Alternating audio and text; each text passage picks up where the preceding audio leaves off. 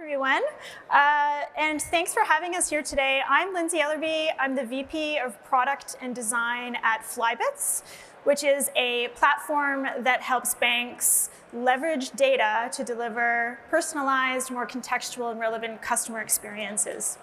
So I have about 2 decades worth of experience in user experience design, product design, in human-centered design. In business strategy and innovation. I'm very excited to be moderating this panel today of terrific individuals. So first, I'm just going to do a quick introduction, and then we're going to get into our topic. So we've got Eric Fege at the end there. So Eric is the managing director at vShift and an entrepreneurial digital strategy leader with transformation track record within the financial services, healthcare, technology, and professional services organization.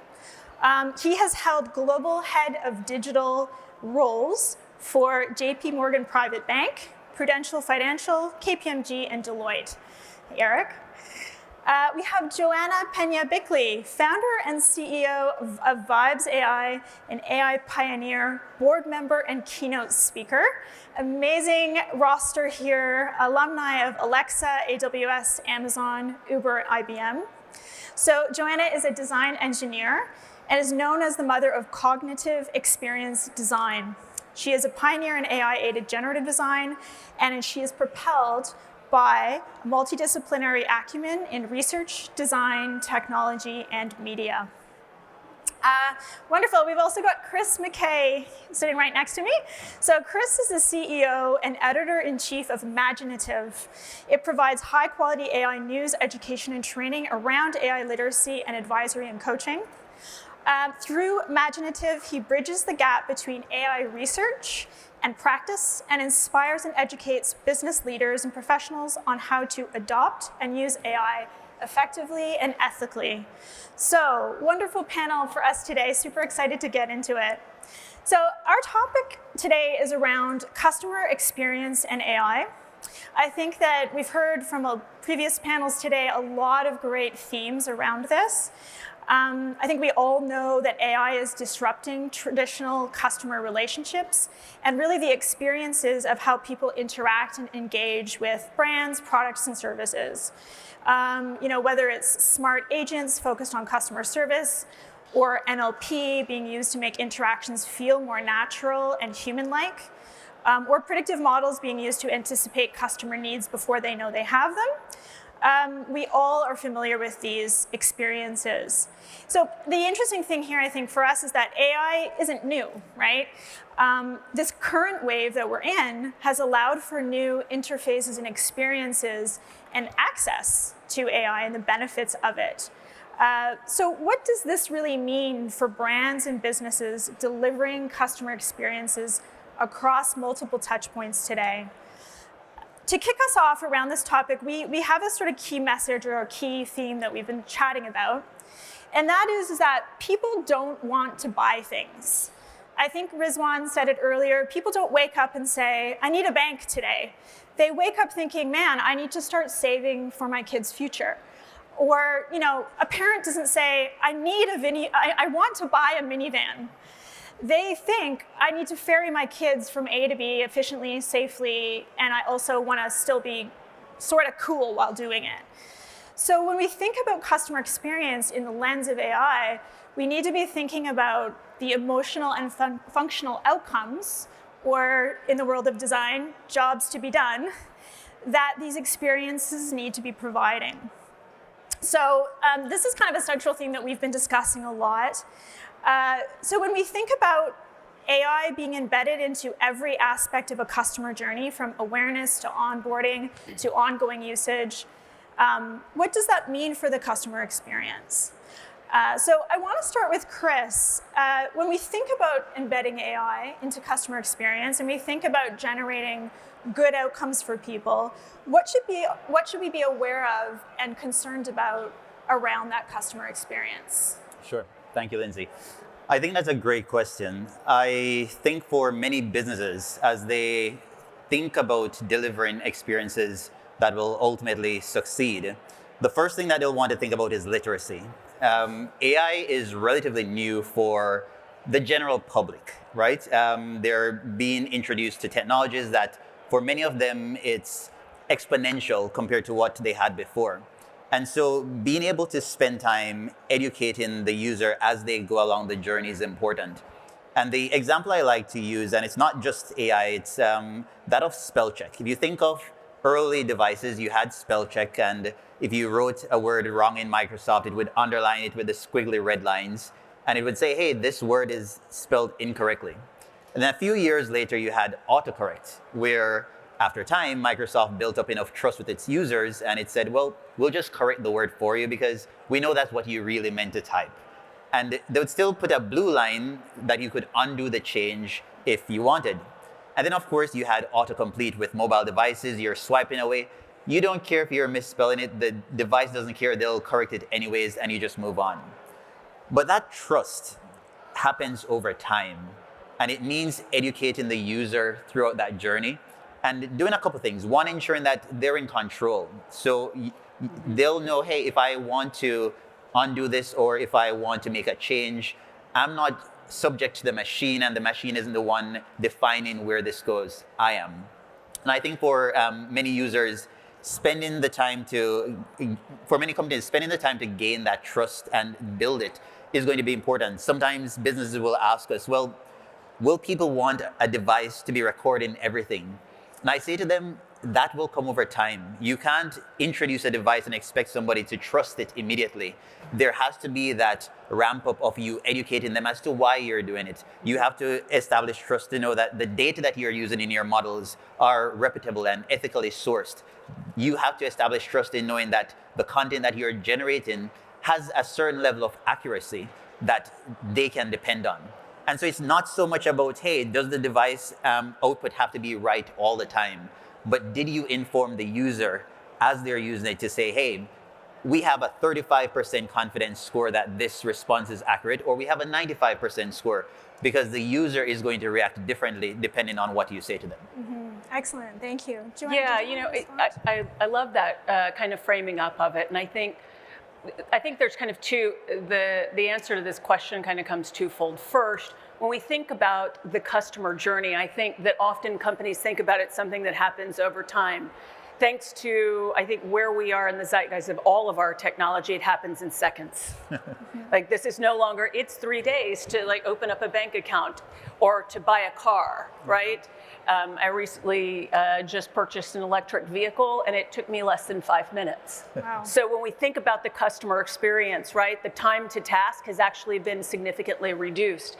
To the part around building trust, and all the years at and Alexa, as we were talking about backstage, there was a lot of learning.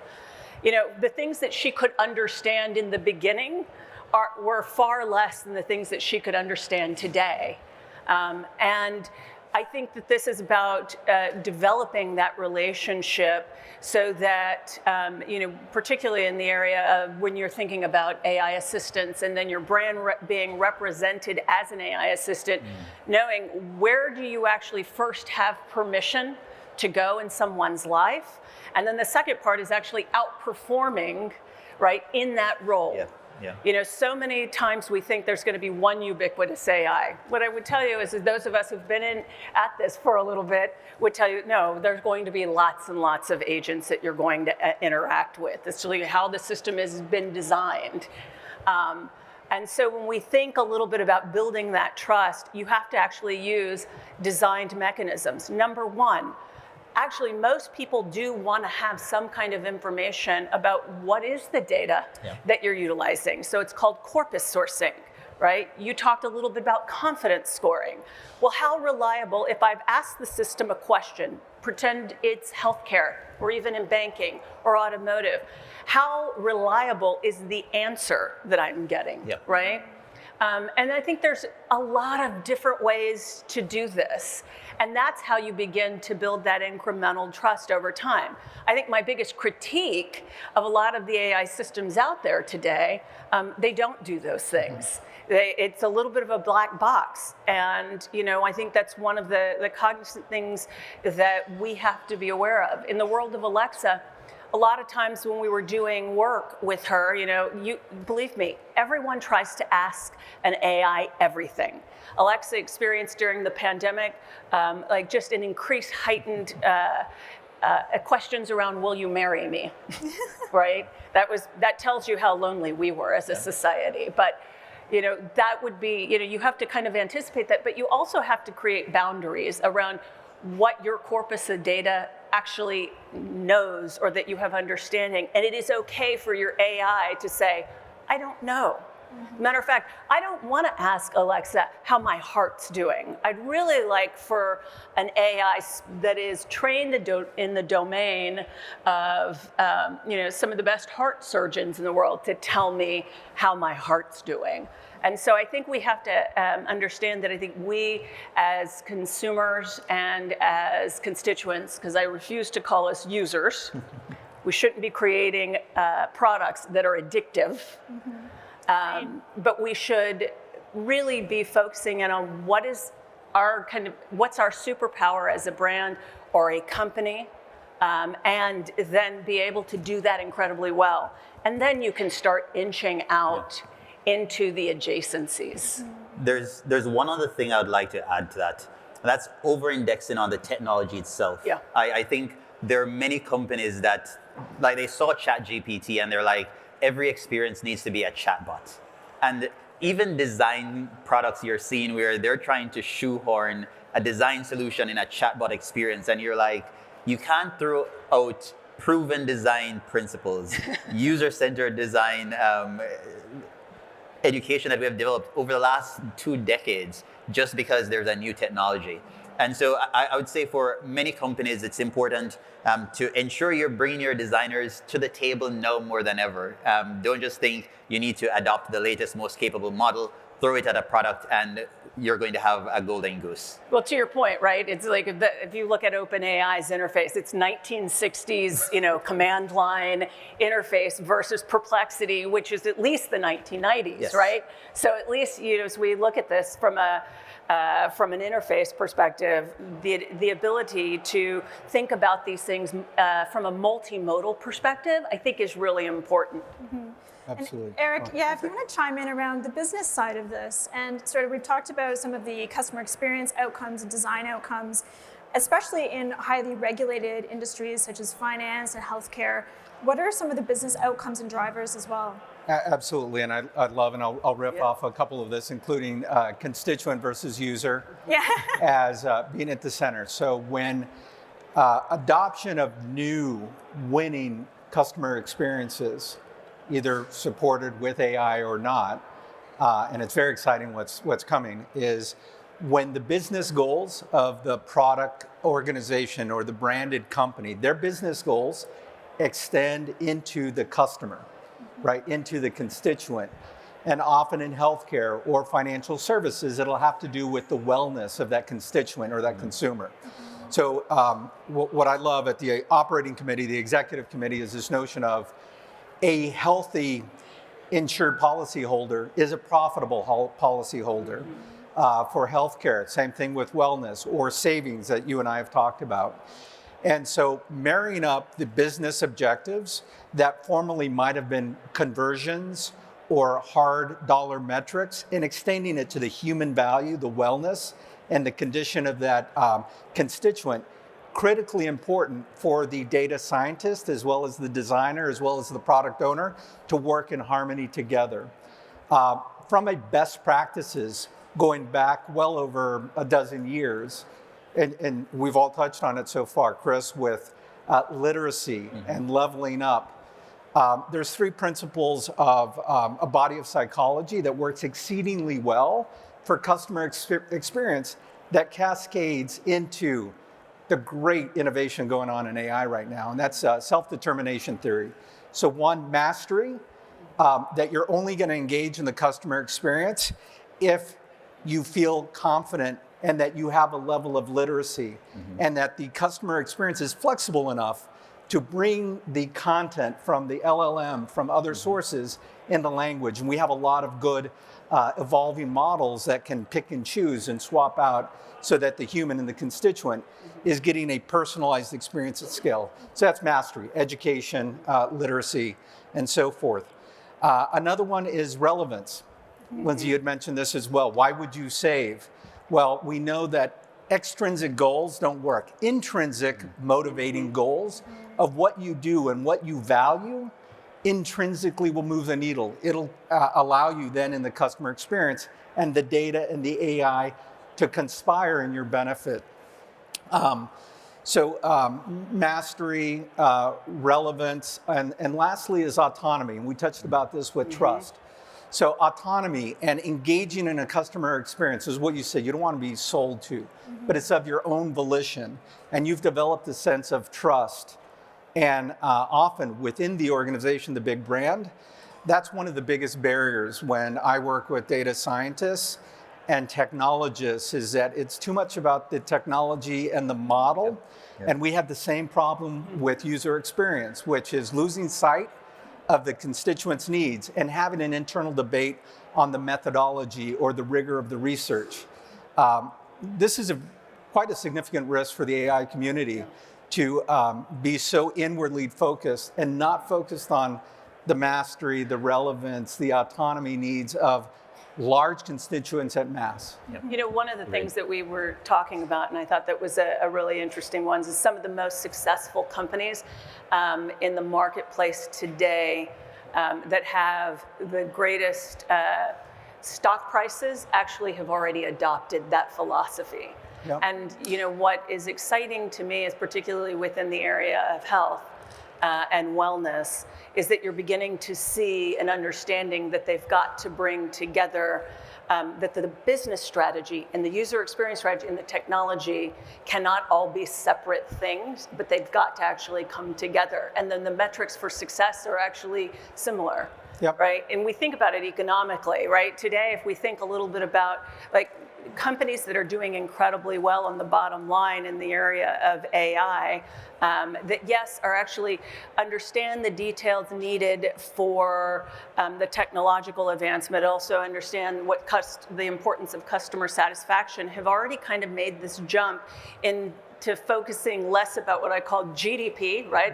That's a business and a countrywide, right? And moving to quality of life indicators. And you can monetize quality of life indicators in a manner in which is you get repeat usage, and it is upon repeat usage that you actually get monetary value and wonderful return on. Yeah, and if I could, Lindsay, go back to the rate of adoption and some of the barriers. I think there's a couple of things, and I kind of heard this last night at the event at the Quinn House, which was great. And this notion of big tech and monolithic all-in-one systems versus modularity or composability in AI, as well as customer experience, digital technology. And that granularity of being able to pick and choose, where I've seen with the adoption is to say, well, we're going to do it of the strategist, the P&L owner, the CMO, designers that are ambidextrous, Gurvinder, taking from your language of being very facile, of a designer being able to understand and communicate with a data scientist of which models, how do we change the customer experience so that the language choice is more comforting? How do we assess the literacy level so that we can get them to the next level of mastery? Because that's all going to deliver the outcomes for the business. Yeah, absolutely. And just thinking a little bit about design, you know, throughout my career did human-centered design. It's very important, of course, to always be thinking still about human needs. What I see as an evolution from human-centered design, just kind of getting back to what we're talking about around relevancy and connecting to really true, you know, human experience, is that people have changed, right? Yeah. So we got products and services 10, 15 years ago that were very much like echo chambers. And if you think about social media and how it was designed, we can break out of what that idea of personage is. We're like cyborgs. We carry around supercomputers in our back pockets. We're different, we have different needs. There's so many opportunities to create new and different experiences that go beyond the traditional human-centered design kind of echo chamber. And so I was curious to ask Joanna about this idea of multimodal design or products, services, experiences, really, and especially like multi-sensory and some of the things that you're seeing that you're really excited about when it comes to that. Thank you for the question. So there's a lot going on in this. And I think that over the last 15 years, we kind of really only focused on the visual input. And visual input has actually led to significant cognitive overload, right? It actually, when you get down to the science of it, is an enormous contributor of why we have an epidemic of loneliness in our country and in the world right now. So the importance of multimodality is super important. Today, I actually happen to be wearing a prototype of our Vibes AI product. And here's an example of when you think about the human senses, that you don't think about just the computer senses. We think computer vision, right? And then it's got, you've got bioacoustic sensors, things like that. But it actually says when you marry that up with the ability of the actual sensory computer that I have in between my ears, right? And this is much more about augmenting the human. Then we have an opportunity to start exploring form factors. And when we think about that and delivering a multi-sensory customer experience, right? Bringing this back to why do you want to do it, to the wellness conversation. Today, we are actually working with the Alzheimer's Association, right? And the Alzheimer's Association interest in our particular product is because when I am able to control my hearing, right? Any type of hearing loss at any age actually makes you 8 times more likely to have dementia and Alzheimer's earlier, right? And this has nothing to do with being predisposed to it. So if we're able to get into the area of prevention, right, by shaping our sensory input is, I think, a critical thing. So I think one of the things that we're going to see, right, as native AI devices begin to proliferate, right, we think about the original native AI device as being a lot of what was actually put into form in this particular lab. Second to that was the Alexa devices that's in 100 million homes, right, connecting billions of devices. Now what we're seeing is from companies like Humane, my company, Vibes AI, right, and Rabbit, right, with the R1, are new native AI devices. And those new native AI devices are multisensory. And so I think the excitement around them, I mean, we're having an AI hot girl summer, right? After many, many menopauses, right? But I think the acceleration and acceptance of those devices is coming at a time when we talk to customers. The reason we got into this space was because people are actually looking for solutions to having to be addicted to a screen to actually get anything done. And so when you can kind of pull your head up, right? The first experience of being human is raising your head and connecting with things in and around you. And the technologies that enable us to do that are going to be the ones that actually enable much richer, healthier experiences that really, I think, resonate, but also have a bottom line result for companies. These two things are not mutually exclusive. In my years at Amazon, just for perspective, one of the, I think, genius things that we understood about what Jeff meant was when you become customer obsessed, that means that obsession comes down to, do we have the customer trust? And when you do, that repeat interaction is going to happen and you monetize that. But you want to ensure that that's a healthy interaction. Yeah. I want to add something I think very important. This is a journey that you're on with the customer. And as AI is changing, the customer is also changing.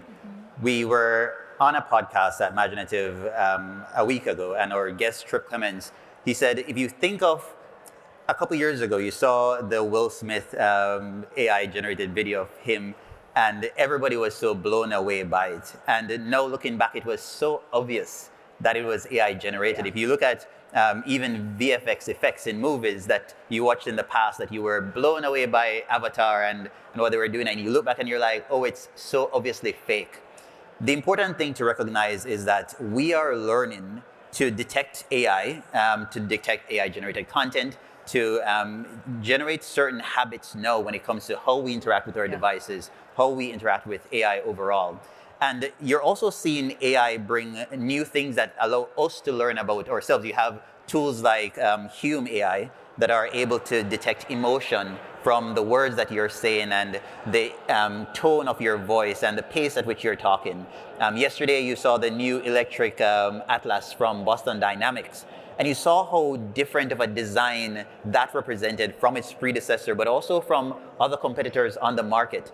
And so you'll see AI evolve, but your customers are also evolving, and it's going to be important that you consider both of them as you're building products and bringing them to market. Well, remember, the last best experience you have anywhere becomes the minimum expectation True. of what you expect everywhere. Across the board, yeah. Right? Yeah. And so I think this is what has kind of created a space race, right, to the best customer experience.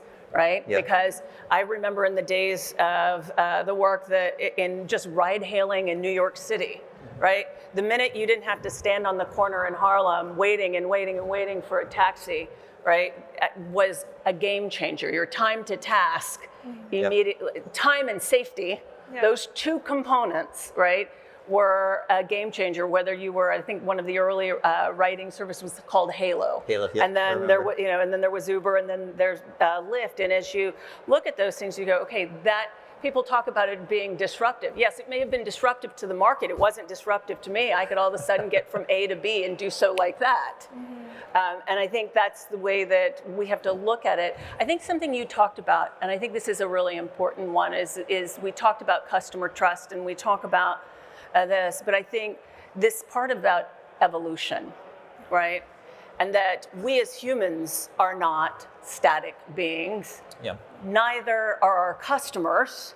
And I will tell you, one of the largest adopters of Alexa devices in the early days was people over the age of 65. Matter of fact, we were so good at it, SNL spoofed us. How many of you saw the SNL? I thought, you know what? When SNL has spoofed your product, you've done something right. You've made it, right? Yeah. But to that part, right, is that when you understand is that the first thing that you release isn't going to be the last interaction with it. If we all remember, go back to what our iPhone could do. Remember, it was a phone. You could play music on it. Send messages. You couldn't send messages, and you could browse. If I remember, there wasn't even an app store. There was zero app store on it. So we look at that, and here we are at the beginning. I look at today, and somebody said, what will you do with your Vibes AI? I said, well, today it's a phone. It's helping me hear the world better, and it's got some wellness features. But will that be what it is tomorrow? Absolutely not. We have great vision for it. And I think it's about understanding that once you create the expectation in the marketplace, it's incumbent upon those of you in the innovation space, even with heavy regulation, because in working in health, even with the regulation, that the importance of bringing everybody around the table, enabling them to experience those things, and getting them engaged in the process of invention is actually how you move the ball forward. Hey, Lindsay. You go ahead. I was going to ask, we can close on this, but I was going to ask about feedback loops. We've talked a lot about the symbiosis and the kind of relationship between the human and the machine, and that we're constantly evolving with the technology. We learn it, it learns us.